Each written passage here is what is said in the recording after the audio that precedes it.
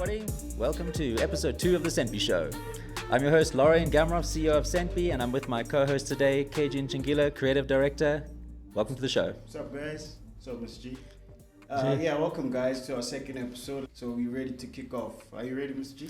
Absolutely. I think, the more we get into this, the more we do this, it's going to become a bit more relaxed, and we can, really just give people an insight into Centbee and where we're going and what our thoughts are and all that. This is our chance to reach out to the users and let the users reach out to us, and we can answer some important questions. Yeah. So I'm very happy that we're continuing this, and I'm looking forward to what we're going to be talking about today. Sure, Dave. Same here, man, because we got a jam-packed show. We actually have some pretty cool questions from our users from our social channels. So we're also going to go through that. We got some highlights for our feature shopping, also dive deep into that, and a couple of social posts that we're going to go through. So just to kick it off, I just want to dive deep more into the Centbee blockchain usage. If we speak in blockchain, especially at this day and age, there's just a lot of information that clutters a mere person who's not clued up about the space.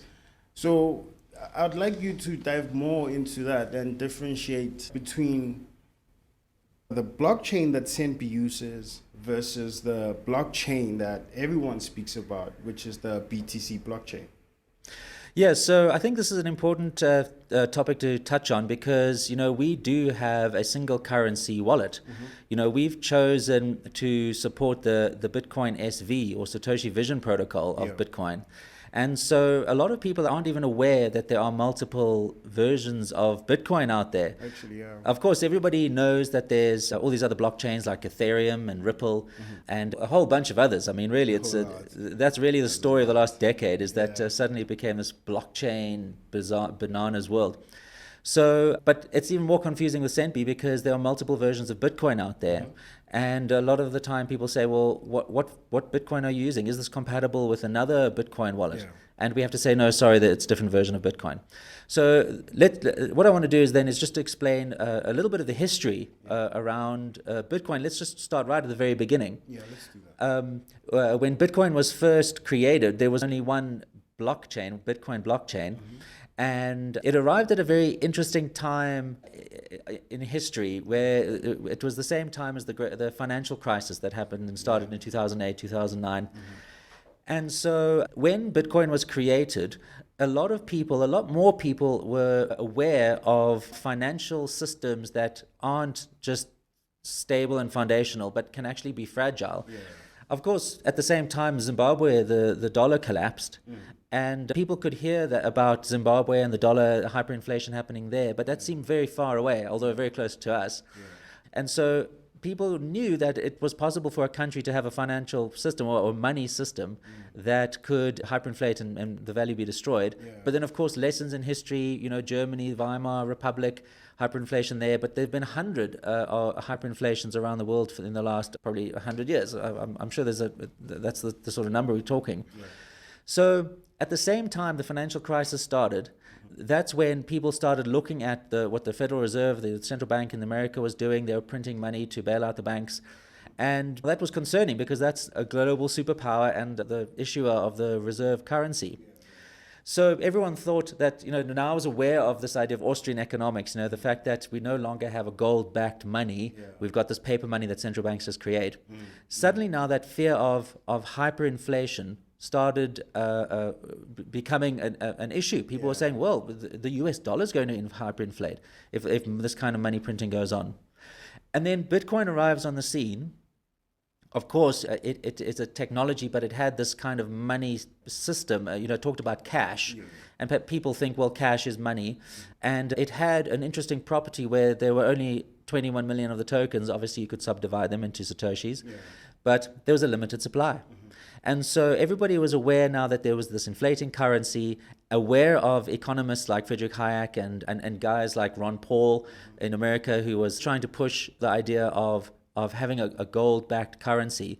So people were thinking, well, gold is the reason why gold is a good money system is because it's finite. There's only a certain amount of it. Bitcoin, there's only a certain amount. It arrived during the financial crisis, and the inventor of Bitcoin, Satoshi Nakamoto, in the first transaction to kind of timestamp it, to say, all right, I'm gonna put a transaction in here, and to prove that it happened on this day, I'm gonna take a newspaper. People have done that for forever, with photographs, if they want to prove, proof of life or something like that. So in the article that he chose was on the front page of the Times in the UK, and it was about the ex-chancellor wanting to nationalize the banks. Except the title was something about bailing out the banks. So at the same time as this fear of hyperinflation becoming more general, people being aware now of this idea that their own countries can hyperinflate, this idea of sound money, this new technology that arrives on the scene that says, look, this is now a technology that nobody controls. It's decentralized. It has a fixed amount. And it is here, given the first transaction, the motives that the inventor had, Satoshi Nakamoto had, was he saw the hyperinflation coming, because he said, oh, this ex-chancellor is going to bail out the banks, print more money, and inflation's coming. So let's move on to this new system of money that this pseudonymous creator created. So that then really created this world that we have today, where people don't look at Bitcoin as a cash system. I mean, that was the title of the white paper, Bitcoin, an electronic cash system.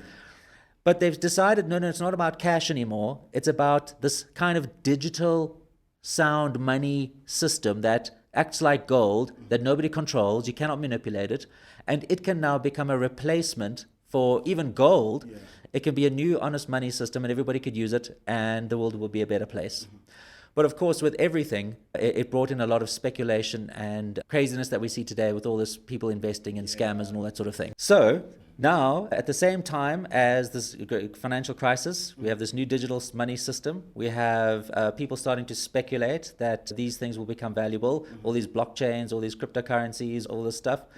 And that's kind of what has now happened, is that the world has become not about Bitcoin and cash, but about crypto, about this new investment thing or investment vehicles that are based on something that's important, sound money systems.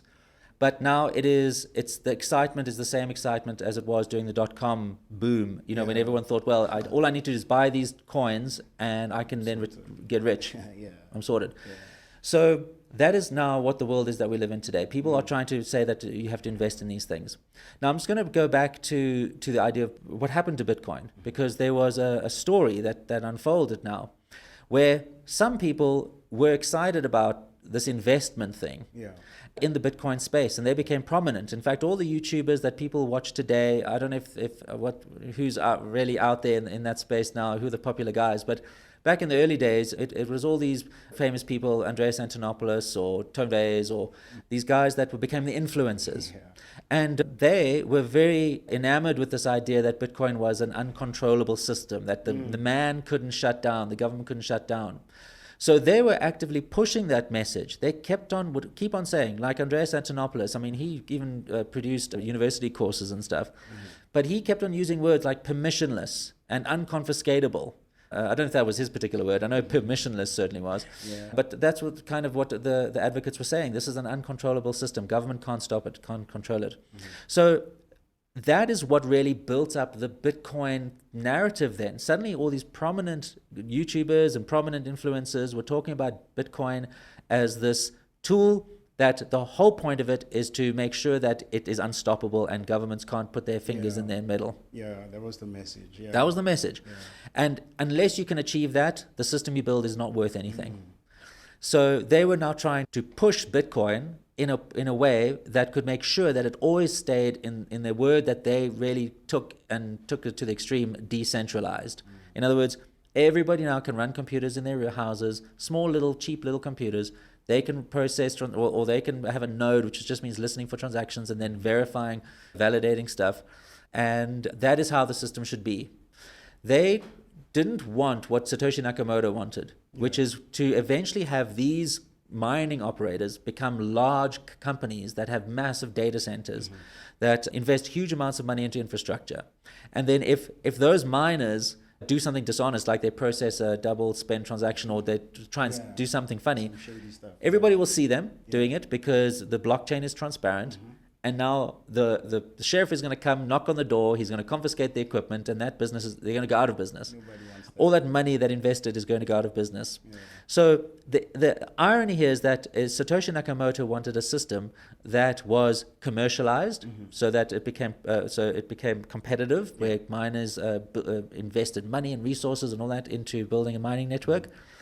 The incentive for them to be honest and process transactions, valid transactions, was that they would make money from processing it, and if they did do something wrong, they would have their money taken away, their investment taken away, so they would disincentivize to be dishonest.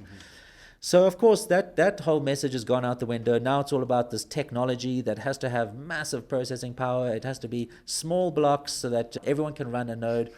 And that means now Bitcoin was being pushed in this direction of, this is not about cash. It's not, yeah. This is about creating a system, an anarchist system. It is. Because there's no control, no oversight, no law, no regulation, nothing can apply. Yeah. And if you lose your keys, if you lose your things, too bad. Too bad. Yeah, not that you can be protective. Somebody steals your money, now you can go to the police and you can... You wouldn't want that as a consumer. Well, you'd want protection if you're a consumer. Definitely. And you want to know that the businesses that you're working with, like Centbee, is a legit business. You know, we're not just going to disappear with everybody's coins. So now that there was tension with Bitcoin, and the Bitcoin community were the majority of the people in the community, which are the ones trading these things and talking about them on social media. They were very keen to push Bitcoin in that direction, where it became an anarchist, decentralized tool. But a very small number of people in the community who still believed in Satoshi's vision of a peer-to-peer cash system with rules.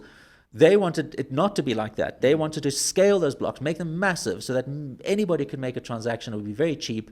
It's not about investing. It's about cash, you spending. That was what the idea was. And so there was tension in Bitcoin. And the community became divided.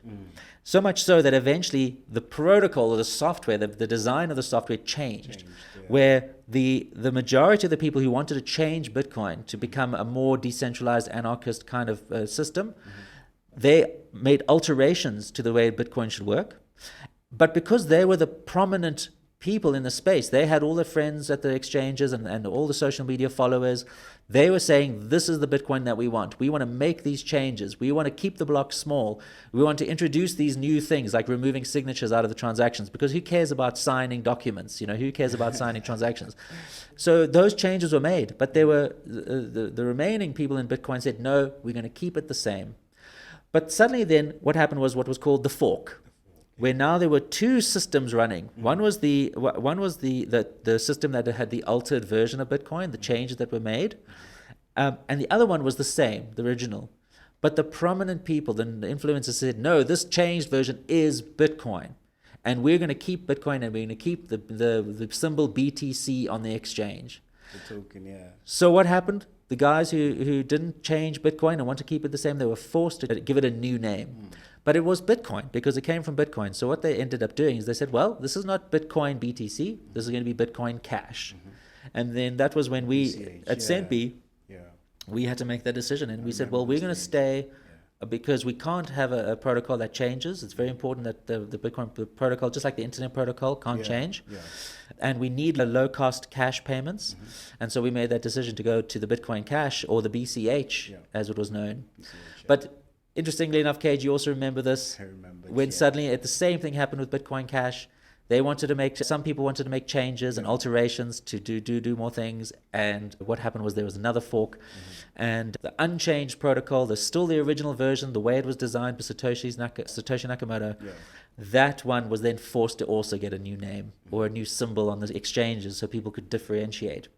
So because that one was still keeping aligned with what Satoshi wanted, what was defined in his white paper, his vision for what Bitcoin should be, that one was then, the name for that one was Bitcoin SV, or Satoshi's vision. That's the one that Satoshi Nakamoto wanted. All these others, bootlegs, changes, alterations, and also, interestingly enough, when we look at what the regulators are doing in America, like the SEC, they're starting to define some of these cryptos as illegal securities, or securities that haven't been regulated properly. And I believe, BTC will be deemed as securities in that way. So that was a long story, but I think that's an important one for the viewers to know. Is that very important. we think very carefully about chain. and what it's meant to be. You know, we've been working on Centbee for, it's almost a decade now that this Centbee is brewing, and then 5-6 years ago we started Centbee. And, we had to go through those decisions and make those decisions about, where do we see this heading? And the internet was based on a fixed protocol that has not changed, TCP/IP, all those protocols. And when you have a fixed protocol, it gives businesses confidence to build applications on top. Because just like a foundation, if you build something and you change the foundations, then it's going to crumble. So that is why Centbee is a Bitcoin SV wallet, because we think that it's the original protocol that makes the most sense. It is the one that can be regulated, can become commercialized, and also, of course, regulated, because we have to act within the law. We have to. And Satoshi Nakamoto understood that if you read his writings. That's why he created a transparent ledger, because one of the most important things about cash is that it has to be traceable. People think it's not traceable, but technically it is traceable. I mean, it has those numbers on it, those serial numbers, but transactions must be traceable. If I send you money in my bank account, if there's no trace, the bank's going to have to answer that to the regulators. Anyway, so that is a very important thing I think that we need to get out. Why did we choose Bitcoin SV? We believe we made the right choice. Our users think so too, because fees are extremely low. I mean, sometimes it doesn't even show up in there because it's a 0.00 number. And of course, payments are fast because the blocks are huge and will continue to grow. And we're going to focus on making sure that our users like the low cost of the BSV blockchain.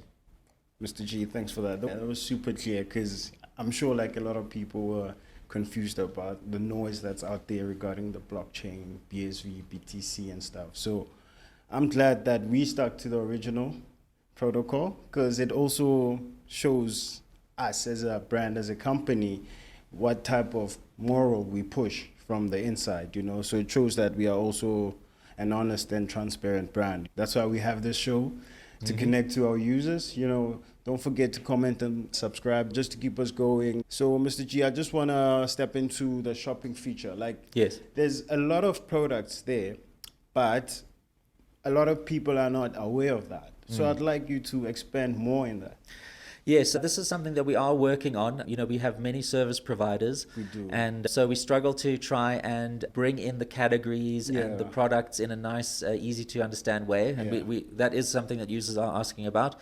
And so I'm happy to say that we are working on that feature, where it's going to become a lot easier for you to be able to search for things like if you want to go to McDonald's or you want to catch an Uber or something, or recharge your phone, to be able to use that search bar effectively. Sort of like a filter. Yes, as a filter. So you can say, I want to go to McDonald's, and let me just find McDonald's, instead of going through lists after lists of categories. So that's certainly something we will get going in a few versions to come. Oh, that's cool. Yeah, because also that's another thing that we constantly trying to do, like refine our UX, because a user's experience is quite important, fast transactions, fast app, simple. So yeah. Remember to download Centbee, guys, on the app stores, on the Google Play Store, iOS App Store, and also on the App Gallery for Huawei. Yeah, I'd like to also just tap into this week's questions from our users. They have very much interesting questions this week. I'd like to start with Half Pint Music from Twitter. He's asking that when will Centbee be able to be used in New York? Well, Centbee can be used in New York right now. It can be used in the whole of America. By the way, you mentioned the shop. If you go and look at, if you go to open the shop in the main menu and you select United States, then you will see all the categories of all the things that you can buy there in America. And there's plenty. Quite a lot. Yeah, plenty. There's a lot. There's restaurants, there's fashion, there's games, there's... Literally, it fits every aspect of your life. Yeah. Yes, you can. I'm pretty sure you could live mostly on Bitcoin in America. You can. Yeah. Definitely. Cool. Yeah. So we're going to jump into our third question from Mazamilu Bala from Telegram. He's asking, how long does it take to process a purchase? Okay, so when you use the shop, what's going to happen is you're going to receive a gift card or a gift voucher or something like that. So if you were to shop on Uber, what will happen is you'll get a notification in your wallet. It usually takes a few minutes. to get the notification. And then what often happens is it will give you a code that you can tap and copy, and then you can go to the Uber app or whatever it is, and you can paste that in, and you'll be credited. Or you can take that code to the cash out at the store that you're shopping at, and the teller will punch it into the till, and that money will then pop up, and you'll be able to spend that. And it depends on the country, how that works. Also, we have another way that sometimes you will receive a link, and you tap on the link, you'll be then directed to the provider's website, and the same sort of thing will happen. So now, how long does it take? It depends. For a lot of the products, it's pretty instant. In a few minutes' time, you should get it. So if you're standing in the queue, maybe that's not a good time to think about buying the voucher. But within a few minutes, you should receive it. But there are other products that have a delay on it, and we've tried to flag those as delayed. And some of those, because the providers have their own delays, we have to wait for them. And that can take several days sometimes. So if you think that you're going to want to spend something and it says delayed there, you'll see the terms. It'll say delivered within 5 to 7 working days. Read the terms, guys. Read the terms. Read the terms. But then if you know that, okay, I want to get this thing, and then next week, when it arrives, I can spend it. So that's not desirable, but it is a way for you to spend your BSV. So just check the terms. As I said, most of them are pretty instant. Some of them are delayed, but it should say that pretty clearly. Cool. Thanks for that. So we're going to go to our second question from Alamin Salihu on Twitter. Well, they want to know how to deposit in the Centbee app. So that would be a top-up. Yeah, so that's a very important thing. We've got all these great spending options, and you can remit money and all that sort of thing. But how do you get money into the wallet? And this is a very important point. Now, of course, we've been in South Africa for a few years. We've got very nice ways of being able to top up your wallet. You can use cash. You can go to one of the supermarkets that we have here and hand cash over at the counter, and that will then put BSV into your wallet. We also have a bank integration, so you can easily connect to your bank and do an instant EFT. But and then we have a credit card. This is a global solution. So if you go to the top-up menu and you select your country, then you'll probably see the credit card option. But that doesn't work everywhere. And also banks are reluctant very often to allow their customers to products with their credit card. So that doesn't work everywhere. We want to make sure that it's easy for people to top up so they can make use of cash. So right now we're working on an integration in Nigeria and Kenya and Ghana or Uganda. And that will allow people in those countries to be able to easily do a bank transfer into their Centbee wallet, so they can convert naira or shillings or whatever it is, local currency, and put it into their wallet. Now the date on that is probably going to be towards the end of October, because I'll be in Nigeria at the end of October in Abuja. And I'll be speaking at the Digital Nigeria conference there. I'm very excited to go back to Abuja. It'll be my third visit. I really enjoy going to Nigeria, and especially to Abuja.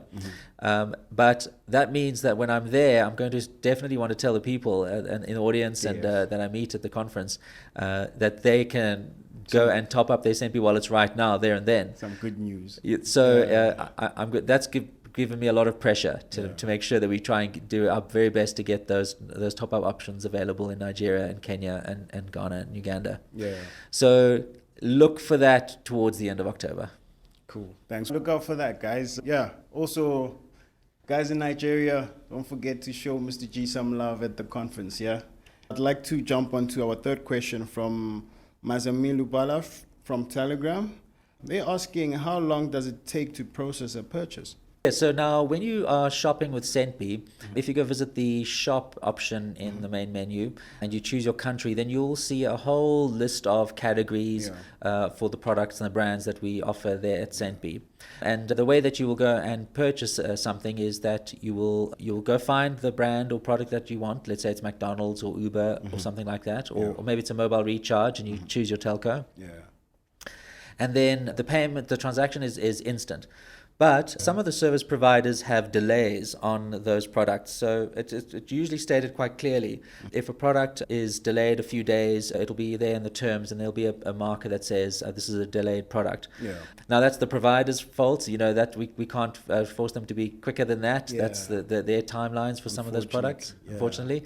But most products, though, should be fairly quick. Within a few minutes, you should receive a voucher code that you can paste into your other app like Uber app, or you can take that voucher code to a supermarket, and so you can hand in the coupon code, and then they'll type it into the till, and you'll get credited with your money. So that's pretty much how easy it is to spend. But there is that delay for some products. Yeah. But for the most part, they should be received within a few minutes. Oh, that's cool, man. Actually, I use it quite frequent, pretty much on a daily, because I buy a whole lot of stuff there. So just check it out, guys. Download Centbee on the app stores. Yeah, I'll put the link here below. Cool. I'd like to jump onto our fourth question from Paul Okpanachi from Telegram as well. So Paul is asking, when will I receive my honey rewards? Yeah, so of course, one of our cool things is that every interaction on Centbee will earn you honey rewards, which is spendable digital cash right back in your wallet in the form of BSV. And so every interaction, if you change your profile, if you customize your wallet, or if you view your transactions on a daily basis, then you'll get little honey drops of BSV. Yeah.